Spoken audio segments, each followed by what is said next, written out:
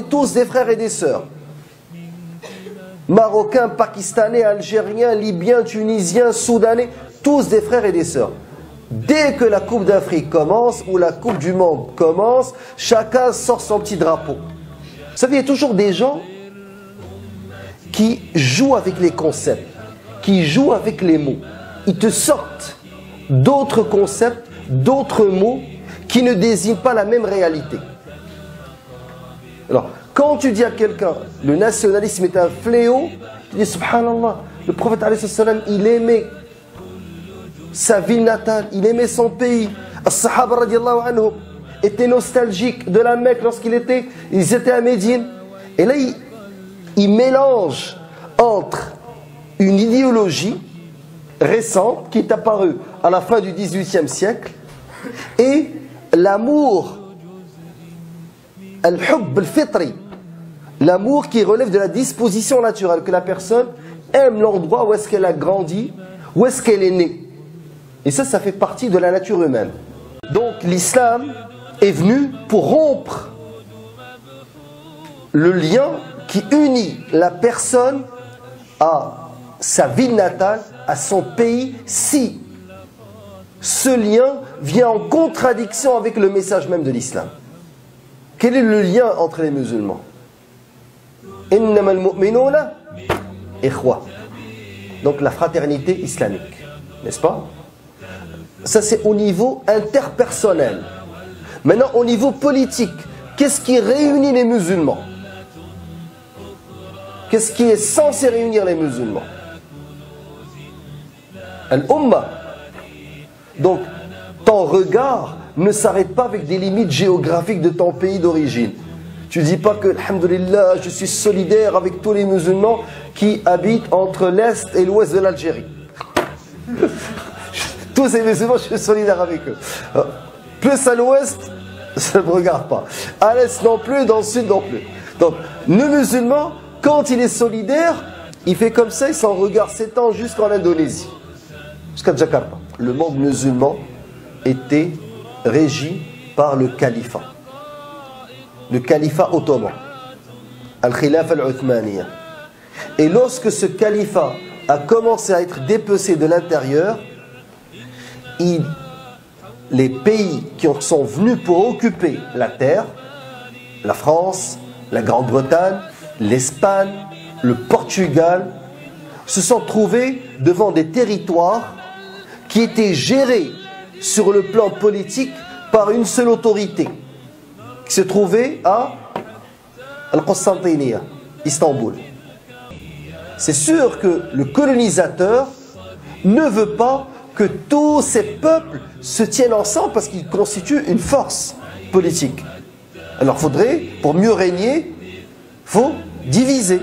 Fallait commencer par diviser cette entité politique qui est Al-Khilafa.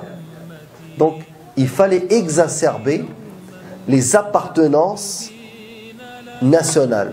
Et l'État-nation, c'est un concept, comme j'ai dit, qui est apparu en France, en Europe, ou à la fin du XVIIIe siècle, au XIXe siècle surtout, avec les différentes révolutions. Alors, fallait que ce concept soit exporté dans le monde musulman. Il y a eu Sykes-Picot, lorsqu'ils ont commencé à dépecer le califat ottoman, il fallait trouver pour chaque pays un nom, un drapeau, Nashid Watani, un chant patriotique, un attachement. Et les différents gouvernements qui vont venir après vont bien entendu reprendre cela. Et tout intellectuel, tout cheikh, tout savant qui sort de ce moule est automatiquement taxé d'être un traître. Vous savez, l'idéologie ne prend pas beaucoup de temps pour se répandre. En 2-3 générations, les gens sont devenus algériens, marocains, tunisiens.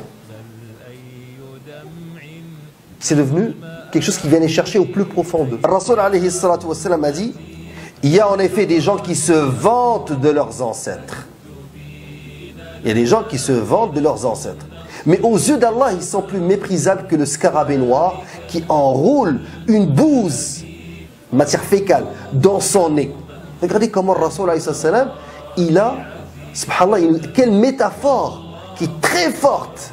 Donc les gens qui se vantent de leurs ancêtres. Le Rasoul m'a dit, il y a en effet des gens qui se vantent de leurs ancêtres, mais aux yeux d'Allah, ils sont plus méprisables. Aux yeux de qui? D'Allah.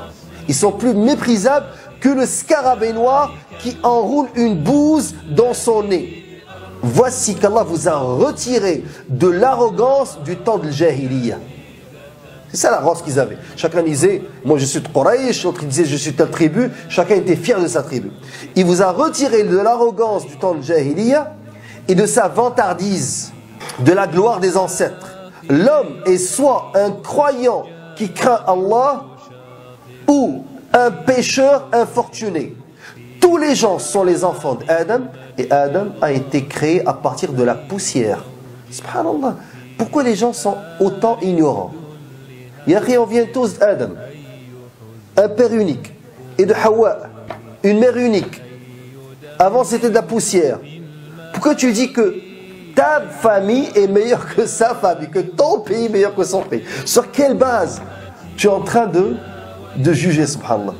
Rasul a aussi dit, certes Allah a extirpé de vous la fierté de l'arrogance de l'âge de la Jahiliya et la glorification des ancêtres. Maintenant les gens sont de deux sortes, soit des croyants qui sont conscients, soit des transgresseurs qui agissent mal. Vous êtes tous les enfants d'Adam et Adam a été créé à partir de l'argile. Les gens devraient renoncer à leur fierté de la nation, car c'est un appel parmi les appels de l'enfer. S'ils n'y renoncent pas, Allah les considérera plus vils que les plus simples vers qui se feraient un chemin à travers les excréments. Subhanallah. Deux hadiths où la métaphore renvoie aux excréments et à la bouse, à des matières fécales. Donc les métaphores sont fortes. Vous savez pourquoi elles sont fortes? Parce que le Rasoul est en train de parler d'un sentiment qui est fort, qui vient chercher au fond de vous. Et c'est pour cela que le Rasoul, dans ses hadiths, les images choquent. C'est pour te réveiller, pour te dire que vous êtes tous Adam et Hawa. Et que Adam et Hawa, Adam a été créé de poussière. Et qu'il n'y a pas de supériorité à part celle qui est basée sur la crainte révérentielle. Inna akramakum indallahi atqakum.